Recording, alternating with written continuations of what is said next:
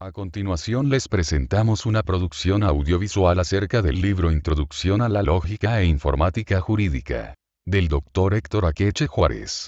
Introducción. La siguiente producción audiovisual tiene como finalidad dotar al estudiante de un pequeño manual que le sirva para ordenar sus conocimientos y complementar así las exposiciones de los catedráticos del curso de una manera diferente a lo convencional de los textos.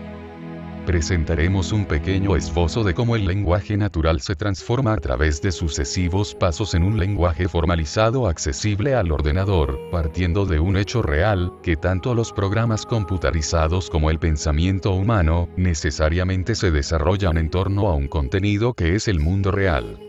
Principios fundamentales. Lógica y derecho. Algunos se preguntan acerca de la relación de la lógica y el derecho. Aquí el autor Roberto Bobbio señala entre sus principios lo siguiente. Primero, una exigencia del rigor del razonamiento jurídico, ya que solo un razonamiento riguroso está en condiciones de garantizar la objetividad y por lo tanto, la imparcialidad del juicio. Segundo, la observación fundada sobre una larga y desprejuiciada observación histórica en donde la mayor parte del razonamiento jurídico está constituida por juicios analíticos, es decir, está dirigida a inferir conclusiones verdaderas de premisas puestas como verdaderas, y no a enunciar verdades fácticas ni tampoco a dar juicios de valor. Y como tercero y último, nos referimos a la concepción del derecho como orden de las acciones, es decir, para entender el valor de la relación lógica-derecho, convendría quizás examinar con atención los conceptos de rigor, de forma, y de orden en la tradición, respectivamente, de la ciencia lógica y de la jurídica. El autor hace referencia en que tanto la lógica como el derecho operan sobre discursos, por lo tanto en la lógica jurídica se puede dividir en dos filones principales. El primero. Aquí nos referimos a la lógica de los juristas, la cual estudia su manera de razonar y de argumentar. Consiste en la aplicación del discurso jurídico de los cánones lógicos tradicionales. En este caso la lógica clásica, en donde las proposiciones pueden ser verdaderas o falsas. Segundo. Aquí nos referimos a la lógica del derecho, la cual estudia la estructura del derecho a partir de las normas que lo constituyen. Aquí las normas jurídicas no pueden ser verdaderas o falsas, sino solamente válidas o no válidas. La lógica jurídica. La lógica general tiene como función establecer los cánones o reglas del pensamiento correcto y determinar los métodos para que nuestro pensamiento sea adecuado a la realidad objetiva, dividiéndose en los siguientes. 1. La lógica formal, razón pura. Es la corrección o incorrección de nuestros discursos mentales y concretamente la manera como definimos conceptos o juicios o razonamos a partir de premisas generales. 2. La lógica dialéctica, para alcanzar la verdad, para distinguir lo cierto de lo falso, usando procedimientos que van desde el uso de la metodología científica hasta la utilización y uso correcto de las categorías y principios fundamentales del método dialéctico. Campo de aplicación. Como lo indica el Dr. Héctor Akeche, todo fenómeno jurídico que va desde el estudio analítico de las normas y leyes hasta el de las formas de razonamiento manifestadas en la elaboración de autos, decretos y sentencias de los tribunales. El método científico y su aplicación a la ciencia jurídica. El método es el conjunto de procedimientos o pasos para llegar a un fin determinado, siendo este procedimiento de carácter riguroso y que tiene por finalidad esencial la producción de conocimientos. Tiene como objetivo principal la obtención del conocimiento acerca de objetos dados y este se emplea en el campo del derecho cada vez que se necesita conocer un determinado fenómeno o bien cada vez que se demanda la solución de un determinado problema jurídico. Deducción e inducción. Se entiende por deducción al razonamiento lógico formal que se basa en una o más premisas de carácter general para obtener conclusiones de naturaleza particular en lo que respecta al derecho. Se emplea en el estudio de leyes y procesos jurídicos. Por su parte, la inducción en cambio se apoya en observaciones, experimentos o estudios de casos para a partir de estos, obtener conclusiones de tipo general. Esta va de lo particular a lo general y se emplea en la investigación de problemas de relevancia jurídica. La investigación científica en el campo del derecho. Todo proceso de investigación científica parte de la formulación de un problema, esto es, de la formulación acerca de las causas que provocan una determinada situación cuya naturaleza es tal que se desea actuar sobre ella a fin de cambiarla, modificarla o transformarla. Este método se emplea para el tratamiento de cualquier clase de fenómenos jurídicos como lo son los penales y civiles. Un ejemplo lo constituye el fenómeno jurídico penal, la no rehabilitación del delincuente, en donde un equipo de juristas hacen un diagnóstico para señalar las posibles causas, formular hipótesis a fin de orientar al proceso el cual puede conducir al descubrimiento de los medios para atacar el problema. El método dialéctico. Este método es inherente a la lógica dialéctica y se basa en el sistema filosófico hegeliano, en donde cada concepto pone frente a sí a su contrario, el que lo limita, para luego fundirse ambos en un concepto comprensivo que lo supera formando una síntesis. Un ejemplo claro es que si planteáramos un caso acerca de las tasas de criminalidad en materia de hurtos y robos, para poder diagnosticar tendríamos que irnos hacia las causas contrarias, exactamente la estructura de la economía del país formando así, una antítesis. Relaciones de la lógica con otras ciencias. La lógica se aplica absolutamente a todas las ciencias de las cuales sustituye su aspecto metodológico esencial. La lógica sustituye la columna vertebral de su operatividad, ya que sin ella sería imposible incrementar el conocimiento y realizar investigaciones. El pensamiento y sus factores. Obviamente, no obstante lo que hemos expuesto, el pensamiento es producto de determinados factores, los cuales son de índole fisiológica, psicobiológica, sociológica y cultural. Los primeros tienen que ver con las condiciones físicas y mentales del sujeto pensante, ya que es claro que sin un adecuado funcionamiento sería imposible la producción del pensamiento. Sin embargo, para el caso de la lógica formal debemos señalar que tradicionalmente ésta se encuentra íntima a la relación que el sujeto tiene con su formación educativa, así como su clase y posición social como determinantes para el contenido del pensamiento. Funciones del lenguaje. El lenguaje es el vehículo de expresión del conocimiento, y como algunos autores lo han destacado, se divide en tres funciones principales. La primera es la función expresiva, la cual trata de transmitir emociones y sentimientos. La segunda es la función directiva, que consiste en transmitir órdenes y mandatos. Y finalmente las funciones informativas, que consisten en transmitir conocimientos. Obviamente la lógica está íntimamente asociada a la función informativa del lenguaje, ya que las ciencias tienen como propósito fundamental la producción de conocimiento que luego son transmitidos precisamente a través del lenguaje. Del lenguaje natural al lenguaje lógico. Los diversos tipos de lógica. La lógica, a través de su historia, ha asumido una diversidad de formas para afrontar su objeto de estudio, el pensamiento. Entre estas formas elegiremos las que mejor se presten para clarificar los discursos sobre lógica jurídica, así como informática. Esto como necesidad de ponernos al día en los adelantos tecnológicos a manera de introducción en este audiovisual. La lógica clásica y la lógica simbólica. A lo largo de la historia estos tipos de lógica pueden identificarse como íntimamente conectados, pero distintos, ya que la lógica clásica parte de Aristóteles y llega hasta el siglo XIX, y la lógica simbólica que ha acrisolado recientemente un lenguaje riguroso propio, diversificándolo del natural. Podemos deducir de lo anterior que la lógica simbólica es un desarrollo particular de la lógica formal. Para el tratamiento electrónico es la lógica formal la que tiene gran importancia. Dentro del campo de estas dos lógicas nos hemos ocupado de las proposiciones que pueden decirse verdaderas o falsas. La lógica alética y la lógica deóntica. El discurso natural puede ser verdadero o falso, y puesto que la palabra verdad en griego se dice aletheia, la lógica alética se refiere a la lógica del discurso natural. Por su parte, la lógica deóntica proviene del verbo en griego, devo, y es la aplicación y desarrollo de la lógica simbólica a proposiciones caracterizadas por ser verdaderas o falsas, sino válidas o no válidas. La lógica deóntica es un tipo de lógica modal usada para analizar formalmente las normas o las proposiciones que tratan acerca de las normas. La lógica formal y la lógica dialéctica.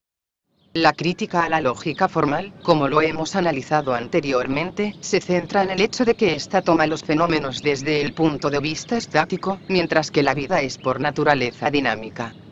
En 1955, a juicio de algunos autores, se llega a una conciliación de las tendencias opuestas. Por un lado, los partidarios de la lógica dialéctica aceptaron a la lógica formal en el ámbito de los problemas propios de esta última, es decir, del análisis de las proposiciones que describen una determinada realidad. Por otro lado, los partidarios de la lógica formal reconocieron la insuficiencia del principio de no contradicción en la aplicación de los fenómenos reales. La lógica de dos o más valores. El fruto de la conciliación entre lógica formal y lógica dialéctica tomó forma en 1964 en el discurso hegeliano, como lo demuestra el hecho que para elaborar formalmente el discurso hegeliano, no se recurrió a la lógica de dos valores sino que creó una lógica de cuatro valores. En otros términos, ya no basta con decir verdadero o falso, es preciso operar con varios factores. Los diversos tipos de lógica de dos o más valores, aunque interesantes, no pueden ser utilizados por los actuales ordenadores electrónicos. Los símbolos lógicos. La parte más elemental de la lógica simbólica, estudia la manera de transformar este lenguaje equívoco en lenguaje unívoco. Su punto de partida es la preposición. Las proposiciones del lenguaje natural se estudian solo desde el punto de vista de su verdad o falsedad. Aquí nacen los signos lógicos entre los cuales se distinguen los signos conectivos y los signos operadores. Los principios lógicos supremos aplicados al derecho. 1. Principio de identidad. A nivel ontológico diremos que toda cosa es igual a sí misma. A igual a. En lo que se refiere a nivel lógico, conductas, la norma que permite lo que no está prohibido es idéntico. Un ejemplo es el artículo 5 de la Constitución, en la cual se refiere a que toda persona tiene derecho de hacer lo que la ley no prohíbe.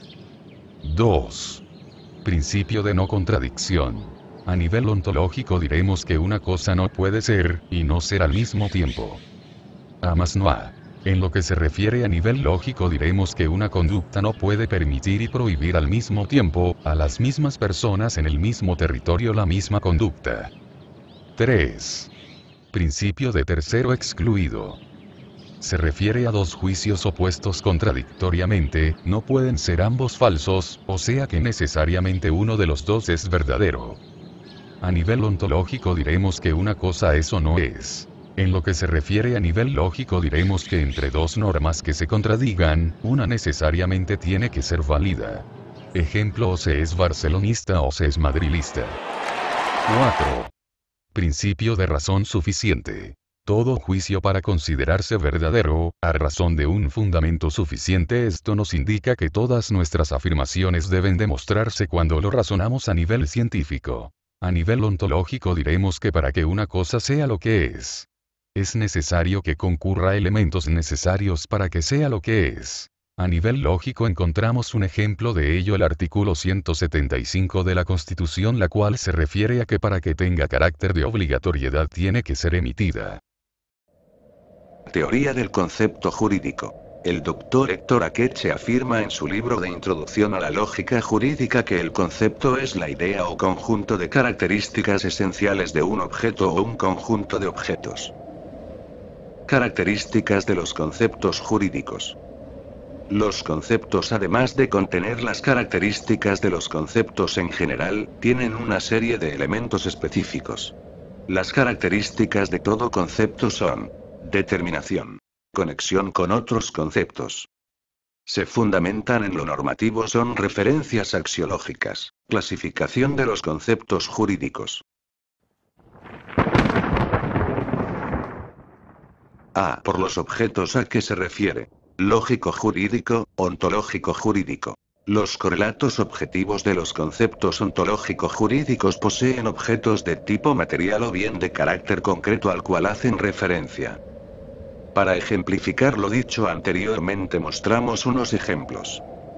Concepto lógico-jurídico es el supuesto jurídico.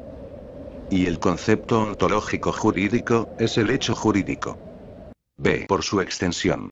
Singulares, plurales, universales. Los singulares son aquellos referidos a un objeto único, esto es, ni general ni particular, ejemplo un delito de cohecho cometido por tal persona. Los plurales son aquellos conceptos que designan varios objetos, cuando la reunión de estos es de carácter numérica o sea, independiente de consideraciones de tipo cualitativo, ejemplo artículo 1339 del Código Civil, el cual hace referencia a que si no se ponen de acuerdo, decidirá la mayoría. Y por último las universales, las cuales se refieren a todos los miembros de una clase. C. Por su contenido. Simples, complejos o compuestos. La lógica formal los divide según el número de notas o atributos que lo caracterizan, esto es según mayor o menor complejidad de su contenido. Los conceptos simples son aquellos que se componen de un solo término, tales como trabajador, patrono y contrato. Por su parte, los conceptos compuestos son aquellos que necesitan de varios términos para expresarse, como por ejemplo los conceptos de escritura pública. D. Por sus relaciones recíprocas. Compatibles e incompatibles, coordinación y suprasubordinación. Los compatibles son aquellos a los cuales les corresponde una esencia cuya materia es idéntica a la suya, o sea que ambos poseen un contenido adecuado, por ejemplo en los conceptos de derecho subjetivo y ejercicio potestativo. Con ello resulta claro también que conceptos tales como deber jurídico de cumplimiento potestativo es un concepto complejo de carácter incompatible, ya que ningún deber jurídico puede considerarse como librado. Por su parte, los conceptos jurídicos se encuentran en relación de supra o subordinación según que las distintas nociones estén referidas a clases y subclases. Teoría de las definiciones jurídicas. Las definiciones jurídicas sirven para aclarar o exponer el sentido de un concepto o sobre la forma en que el mismo suele aplicarse. En el campo de derecho se utilizan estos procedimientos para definir los conceptos jurídicos y se clasifican en definiciones jurídicas de tipo explicativo, definiciones jurídicas descriptiva, definiciones prescriptiva y definiciones doctrinales. Reglas de definición. Hay dos tipos de reglas, aquellas que conciernen a la naturaleza de la definición y aquellas que se refieren a su fin. Primero estableceremos la palabra definiens, que es la expresión definitoria, y luego la palabra definiendum, que es el concepto definido. La regla establece que las definiciones no deben ser ni demasiado amplias ni demasiado estrechas, o sea que su comprensión debe ser equivalente a su extensión. Por su parte, en lo que se refiere a las reglas relativas al propósito de la definición, podemos mencionar las siguientes. El definiens no ha de incluir ninguna expresión que aparezca en el definiendum o que solo pueda ser definida en términos de este. El definiens no debe ser expresado en lenguaje obscuro o figurativo. El definiens tampoco ha de expresarse negativamente a menos que el definiendum sea negativo. Teoría del juicio jurídico. Estructura del juicio jurídico. Los juicios de la lógica formal son esencialmente la determinación de los conocimientos logrados o de las hipótesis por verificar, la forma del pensamiento en el cual se establece una relación determinante entre dos o más conceptos, ya sea como un resultado de un experimento o como consecuencia de un razonamiento. El juicio se expresa por medio de una proposición, ya sea utilizando las palabras de un lenguaje o empleando símbolos matemáticos, e implica siempre la relación, la afirmación o la negación acerca de un objeto de conocimiento. Ejemplo: un artículo de la Constitución de la República. Artículo 157. Clasificación de los juicios jurídicos. Utilizando la clásica división kantiana de las categorías, García Maínez hace una clasificación de los juicios jurídicos basada en el cuádruple punto de vista de la cantidad, la cualidad, la relación y la modalidad. Desde el punto de vista de la cantidad se obtienen los siguientes juicios. Universales, todos los S, son P. Particulares, algunos S, son P. Singulares, S, es P. Desde el punto de vista cualitativo se obtienen los siguientes juicios. Positivos, S, es P. Negativos, S, no es P. Desde el punto de vista de la relación. Categóricos incondicionales, S, es P. Hipotéticos condicionales, si Q es R, entonces S, es P. Disyuntivos, S es P1 o P2. Y finalmente de la categoría modal, se derivan los siguientes. Problemáticos, S, puede ser P. Asertóricos, S, es efectivamente P. Y apodícticos, S, es necesariamente P. La norma desde el punto de vista de la cualidad. Dado que toda norma es un juicio jurídico, y que estos pueden ser positivos o negativos, se evidencia que las normas serán tales, es decir, positivas, en la medida que sean permisivas, y negativas en la medida que sean prohibitivas. Así pues, los juicios positivos se expresan en el derecho como normas permisivas y los juicios negativos como normas prohibitivas. Normas permisivas son aquellas que permiten, sea la ejecución, sea la omisión de un acto que no está ordenado ni prohibido. Normas prohibitivas son todas aquellas que establecen la prohibición de una conducta. La norma desde el punto de vista de la cantidad son aquellas que obligan o facultan a todos los sujetos comprendidos dentro de la clase designada por el concepto sujeto de la disposición normativa. La norma desde el punto de vista de la relación es la categoría más importante de clasificación y como todo juicio en el campo normativo supone el establecimiento de una relación entre dos sujetos, uno pretensor y otro obligado, en función del carácter imperativo atributo de toda norma. La norma desde el punto de vista de la modalidad. En el plano lógico de la modalidad se refiere a la manera de enunciación y expresa el grado de certeza de un juicio, lo cual sin embargo no debe confundirse con la modalidad psicológica en énfasis en el acto enunciativo. Luego de ver los conceptos, apliquémoslo en un ejemplo. El contrato. El concepto jurídico es el contrato. La definición jurídica del contrato se clasifica en prescriptiva. Dos o más personas convienen en crear, modificar o extinguir una obligación. Doctrinaria. Acuerdo de voluntades anteriormente divergentes por virtud del cual dos o más personas dan vida, modifican o extinguen una obligación de carácter patrimonial. El juicio jurídico del contrato es. Artículo 1517.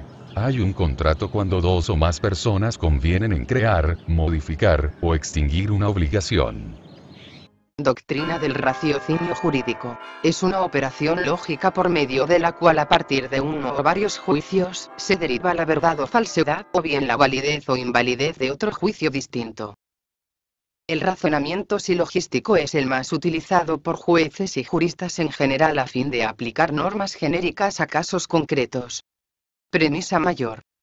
Dado que la lógica únicamente indica cómo hay que inferir, es decir, cómo hay que proceder con proposiciones o juicios ya establecidos, es importante determinar cómo se establecen o crean originalmente los juicios que se emplean como premisas. En el campo del derecho este problema es relativamente simple, dado que la premisa mayor debe estar siempre constituida por una norma genérica, o, lo que es lo mismo, la premisa mayor se obtiene de la ley. Premisa menor. El problema más difícil en los razonamientos silogísticos aplicados al derecho es siempre la formulación de la premisa menor, que fundamentalmente debe subsumir el caso concreto bajo el supuesto jurídico de la norma genérica. En lo que se refiere a la subsunción, es necesario distinguir tres fases o elementos: la primera, la representación del hecho jurídico; la segunda, la comprobación de que efectivamente se ha realizado; y tercera, la calificación de que exhibe el hecho las notas constitutivas del supuesto jurídico. Expresado en otra forma, la subsunción es la inclusión del caso en la clase de los designados por el mismo supuesto. Conclusión. En todo silogismo jurídico aplicador de normas genéricas a casos concretos, el juicio que establece la llamada norma individualizada, que impone una sanción, concede un derecho, impone una pena, establece una obligación de conducta, etc. Es claro que estos silogismos, así en forma lógicamente pura, no se presentan nunca en la realidad, ya que las modalidades expuestas obedecen a las necesidades del análisis. Por lo tanto, es necesario realizar una labor análoga a la del análisis normativo para encontrar el razonamiento lógico en las resoluciones judiciales. Errores de hecho. Precisamente uno de los motivos que permiten interponer el recurso extraordinario de casación de fondo son los llamados por el legislador errores de hecho y de derecho, estos, en la apreciación de la prueba, que a su vez pueden determinar aplicación indebida o interpretación errónea de la ley. Argumentos específicos de la lógica jurídica. Argumento de analogía. Cuando para resolver un problema o conflicto jurídico concreto no se encuentra una norma específica que pueda servir como premisa mayor para elaborar el correspondiente silogismo aplicador, se dice que los juristas se encuentran frente a una laguna de derecho. Esto es, un caso no contemplado por la ley. Ante tal situación, la lógica jurídica permite la elaboración de un argumento específico denominado argumento por analogía, el cual presenta las distintas modalidades. Primero, argumento ad simile. Consiste en atribuir a situaciones parcialmente iguales y suele aplicarse cuando la norma que prevé cierto hecho es aplicada a otro distinto, que coincide en los aspectos esenciales o fundamentales con el primero. Segundo, argumento maiore ad minus. Este argumento consiste en tener por ordenado o permitido, de manera implícita, que se haga algo menor de lo que está ordenado o permitido expresamente. Así, si está permitido divulgar de manera escrita el contenido de una acta, también está permitido divulgarlo en forma verbal. Tercero, argumento minore ad maius. En el caso de este argumento se trata también de dos situaciones diferentes, una prevista y la no prevista por la ley, en cuyo caso el juez aplica la norma expresada de modo extensivo y considera que de manera implícita se prohíbe. Cuarto, argumento a contrario. Cuando de manera tácita o expresa, un precepto jurídico limita la aplicabilidad de su disposición, solamente a determinada clase de sujetos. Conflicto intrasistemático. Es aquel que se produce en el interior de un sistema normativo específico, dado que existen distintos sistemas y órdenes normativos entre los cuales están los jurídico-estatales, el jurídico-consuetudinario, el jurídico internacional, el moral, entre otros. Informática jurídica. El sistema jurídico guatemalteco por su misma naturaleza, es de carácter escrito, lo que implica al respecto una riqueza de la documentación y exige una sistematización para evitar la pérdida de información. Es en este aspecto, que reviste una importancia mayúscula la informática jurídica, porque ella nos permite ampliamente su organización y almacenaje a la par que aporta un sistema lo suficientemente flexible que facilita la actualización de los documentos. La informática y el derecho se relacionan en lo que se conoce como informática jurídica, entendiendo por esta, la aplicación de la informática en el campo del derecho, en sus diferentes procesos y manifestaciones. Desde la creación, divulgación y puesta en práctica. La informática jurídica tiene aplicaciones especializadas para las que resulta un auxiliar de enorme valía, como por ejemplo en la sociología jurídica o en la enseñanza del derecho. En Guatemala la informática jurídica ha despertado poco interés, hasta años muy recientes, aun cuando existen serios problemas de acceso a la información jurídica. Actualmente los ejemplos más notables de su uso lo constituyen Senalex en el organismo judicial y la base de datos que opera en el Congreso de la República de Guatemala. El doctor Héctor Akeche señala que tras proponer durante 10 años, finalmente en el año 2002, se implementó esta asignatura en el nuevo pensum de la carrera de abogacía en la Universidad de San Carlos de Guatemala. Compañeros presentes, ahora que ya conocemos la lógica jurídica, apliquémosla en la vida como futuros juristas. Gracias por su atención.